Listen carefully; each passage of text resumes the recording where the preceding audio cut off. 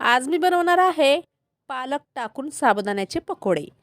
तर तुम्ही म्हणत असाल की साबुदाण्याचे पकोडे कसे काय असणार, साबुदाण्याचे तर वडे असतात। पण मी आज पालक आणि साबुदाण्याचे पकोडे बनवणार आहे। तर आपण साबुदाण्याचे वडे नेहमीच खातो, जेव्हा आपल्याला उपवास असेल तेव्हा आपण साबुदाण्याचे वडे बनवून खातो, किंवा कधी खाऊ वाटत असेल तेव्हाही बनवून खातो। पण ही उपवासाची रेसिपी नाही आहे।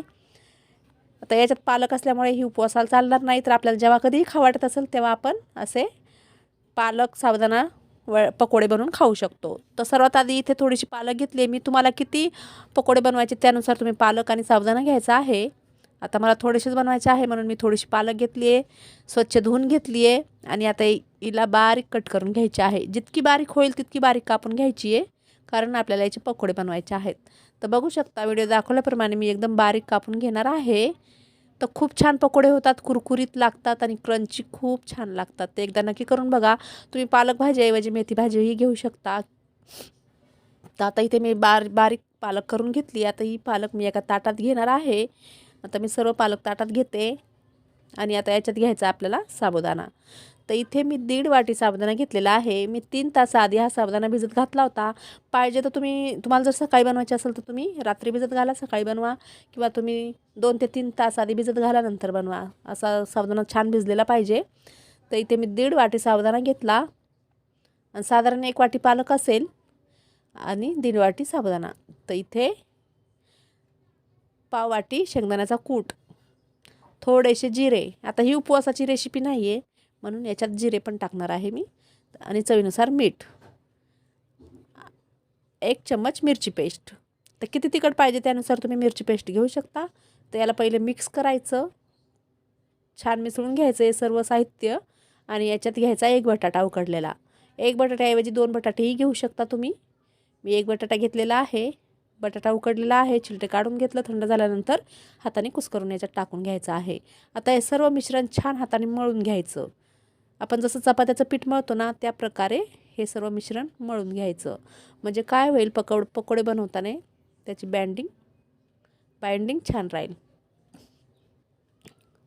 आता मी सर्व याला मळून घेते, सर्व एकजीव करून घेते हे साहित्य। तर रेसिपी पूर्ण बघा। रेसिपी आवडली असल्यास व्हिडिओला एक लाईक, शेअर, कमेंट जरूर करा आणि चॅनलला सबस्क्राईब पण करा। तर बघू शकता असं थोडंसं मिश्रण घ्यायचं हे, आणि याचा पकोडा बनवायचा, म्हणजे गोल गोळा बनवायचा। आपण वडा चपटा बनवतो पण याला गोल करायचं।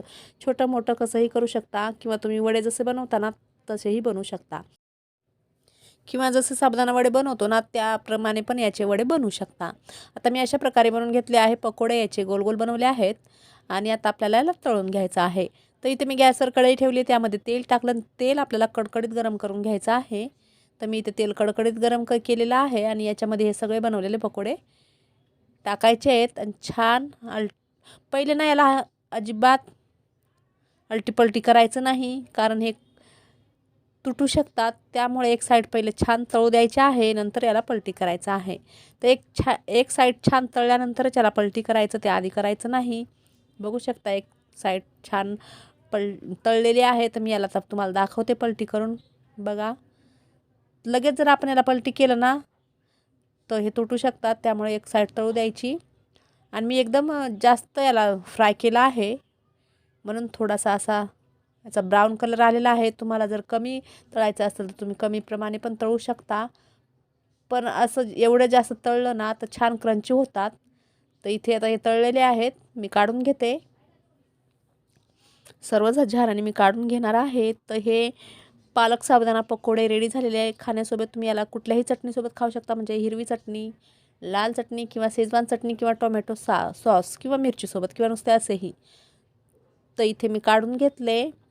आता मी एका प्लेटामध्ये घेते। तर हे पकोडे खाण्यासाठी रेडी झालेले आहेत। तर तुम्हाला ही साबुदाणा पकोडे रेसिपी जर आवडली असेल तर व्हिडिओला लाईक, शेअर, कमेंट जरूर करा। चॅनलला एक सबस्क्राईब नक्कीच करा। बघू शकता तोडून दाखवते मी, एकदम क्रंची झालेला आहे आणि कुरकुरीत झालेला आहे। तर चला तर भेटूया परत एका नवीन व्हिडिओमध्ये नवीन रेसिपी घेऊन। बाय, जय महाराष्ट्र।